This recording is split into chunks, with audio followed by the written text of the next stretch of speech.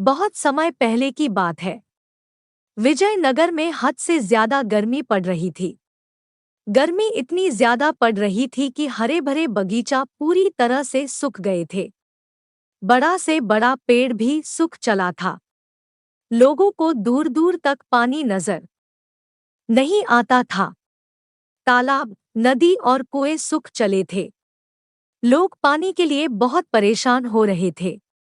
तेनालीराम अपने घर के पीछे घूम रहा था। उसके घर के पीछे एक बगीचा भी था। अब वह बगीचा सूखता जा रहा था।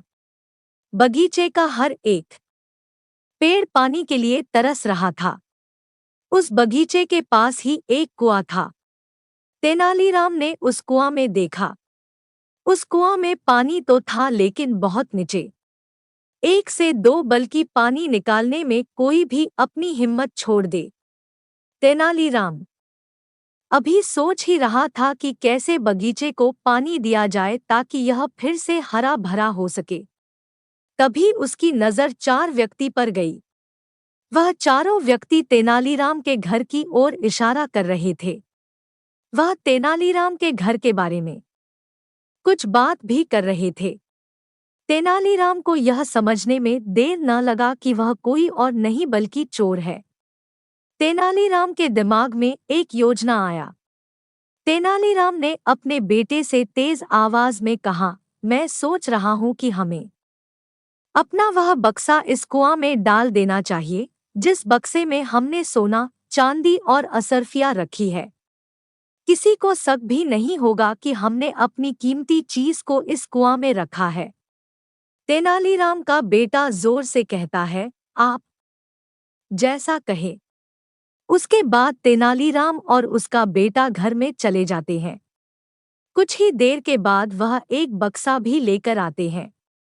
वह बक्सा काफी भारी होता है। वह दोनों इस बक्से को कुआं में डाल देते हैं। कुआं में बक्सा गिरने के आवाज को वह चारों चोर सुन लेते हैं। इसके साथ ही उन चोरों ने तेनालीराम और उसके बेटे की बात को भी सुन लिया था। वह सभी चोर बहुत ज्यादा खुश हुए। उसके बाद वह वहां से चले गए। रात होते ही वह चारों चोर उस कुएं के पास आते हैं। वह कुएं के पानी को निकलना शुरू कर देते हैं। वह बहुत मेहनत के साथ उस कुएं के पानी को निकालते हैं।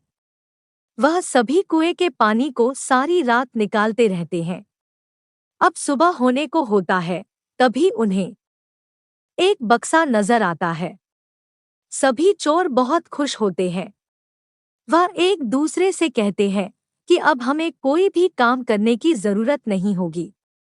फिर वह जल्दी जल्दी कुएं में से बक्से को बाहर निकालते हैं। जब कुआं में से बक्सा निकालते हैं और उसे खोलते हैं तो वह चकित रह जाते हैं।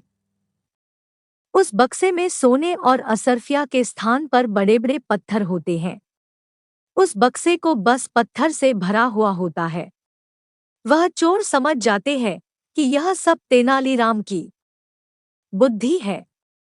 अब वह अपनी जान बचाने के लिए जितना जल्दी हो सकता था उतना जल्द भागते हैं।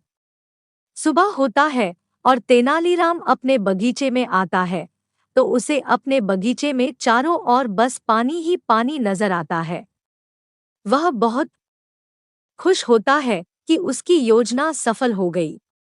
जब तेनालीराम ने यह घटना महाराजा को बताया तो वह बहुत हंसे और बोले, शायद चोरों को नहीं मालूम था कि वह तेनालीराम के घर में आए हैं।